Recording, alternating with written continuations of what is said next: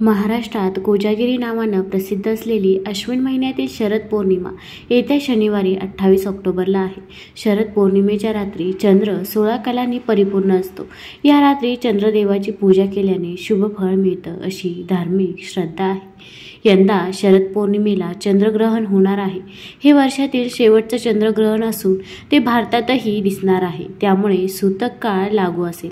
हा सूतक कालावधी 29 ऑक्टोबर रोजी ग्रहणाच्या 9 तास आधी सुरू होईल. अशावेळी शरद पौर्णिमेला चंद्रदेवाची पूजा आणि विशेष उपाय चंद्रग्रहणाच्या आधी किंवा सूतक काळानंतरच करता येतात. यंदाही शरद पौर्णिमेला बुधादित्य योग, गजकेसरी योग, शशयोग आणि सिद्धी योग हे 4 शुभ योग जुळून येत आहे. या शुभ योगाच्या काळात विशेष उपाय केल्यास आर्थिक अडचणी दूर होतात असं म्हटलं जातं. या कोजागिरी पौर्णिमेला लक्ष्मी देवीला प्रसन्न करण्यासाठी काही खास उपाय हे आपल्याला करता येतील. कोजागिरी तथा शरद पौर्णिमेच्या दिवशी लक्ष्मी मातेची मनोभावे पूजा करा आणि तिच्या बीजमंत्राचा जप करा.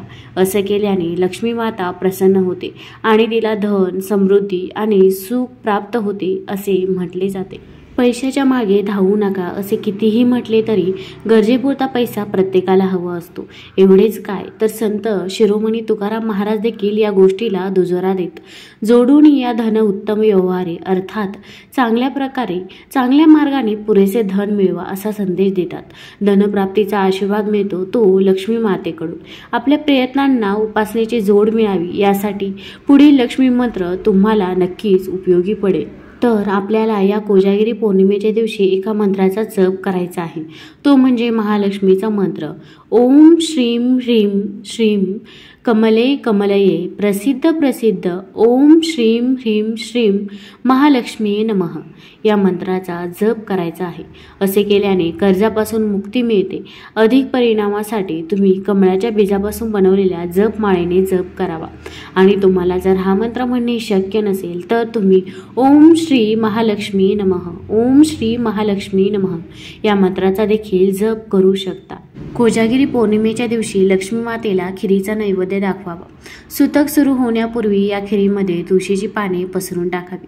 चंद्रग्रहणानंतर हा प्रसाद कुटुंबातील सर्वांना वाटावा आणि तुम्ही स्वतः देखील सेवन करावा. खीर पिल्यामुळे अमृतत्व प्राप्त होते असे देखील म्हणतात.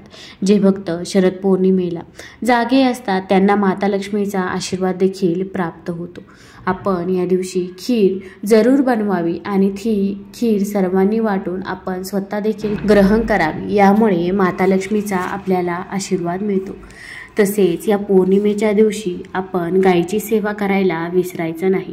आपल्या घराच्या आजूबाजूस जर आपल्याला कुठे गायी दिसली तर आपल्याला एक काम करायचं आहे की जे काम केल्यामुळे आपल्या आयुष्यामध्ये जे अडचणी अडथळे आहेत ते पूर्णतः दूर होते. कारण की भरपूर वेळा आपले असे होते की आपल्याला एखादे काम करायचे असते आणि त्यामध्ये अडचणी अडथळे इतके येतात की ते काम आपल्याच्याने पूर्णच होत नाही. तर तुम्ही ही सेवा जरूर करावी. तुम्हाला जिथे कुठे पण गाय भेटेल तुम्ही तिथे ही सेवा करू शकता किंवा तुम्ही जिथे गाया असतील अशा ठिकाणी देखील गोशाळेमध्ये तुम्ही जाऊ शकता. मग आपल्याला एक चपाती घ्यायची आहे. त्या चपातीवरती आपल्याला गूळ पसरवायचा आहे. गूळ पसरवल्यानंतर त्यावरती थोडेसे तूप टाकायचे आहे आणि चिमूटभर हळद देखील टाकायची आहे. हळद ही माता लक्ष्मीला प्रिय आहे आणि हळद ही माता लक्ष्मीला आकर्षित करत असते. पण आपण एक लक्षात ठेवायचं आहे की आपण जी चपाती पोळी बनवणार आहोत ती आपण स्वयंपाक बनवताना पहिलीच चपाती किंवा पोळी असावी. मग तुम्ही कोजागिरी पौर्णिमेच्या दिवशी चंद्रग्रहण लागण्याच्या अगोदर देखील हा उपाय करू शकता. ही पोळी बनवल्यानंतर आपण ही गायीला खाऊ घालायची आहे. यामुळे आपल्या घरातील अडचणी अडथळे दूर होतात. तसेच घरात शांतता देखील राहते.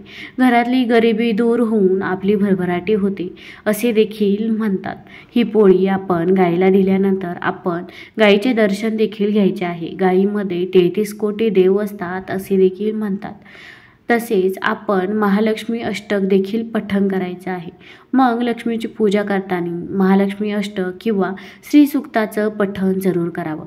हे पठण केल्यामुळे लक्ष्मीचा कृपा आशीर्वाद भक्तांवर राहतो।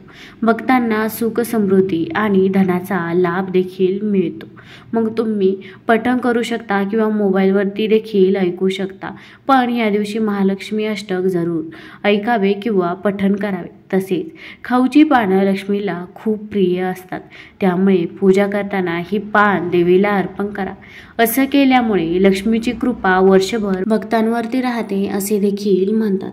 तसेच आपल्याला या दिवशी सुपारीचा अगदी साधा आणि सोपा उपाय करायचा आहे, की जो उपाय कोणी पण करू शकेल।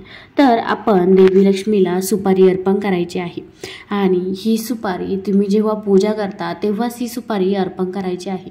सुपारी अर्पण केल्यानंतर तुम्ही तिला हळद कुंकू अर्पण करायचं आहे, अक्षता देखील अर्पण करायचे आहे। त्यानंतर आपल्याला ही सुपारी लाल रंगाच्या कपड्यात गुंडाळून ठेवायची आहे। लाल रंगाच्या कपड्यात गुंडाळल्यानंतर आपल्याला ही सुपारी आपल्या तिजोरीमध्ये ठेवायची आहे, की जी ठेवल्यामुळे आपल्या घरामध्ये पैसा हा सतत येईल व पैसा येण्यासाठी सुरुवात होईल। तसेच आपल्या घरामध्ये आलेला पैसा देखील स्थिर राहील। तुम्हाला हा व्हिडिओ आवडला असेल तर चॅनल लाईक करा, सबस्क्राईब करा। धन्यवाद।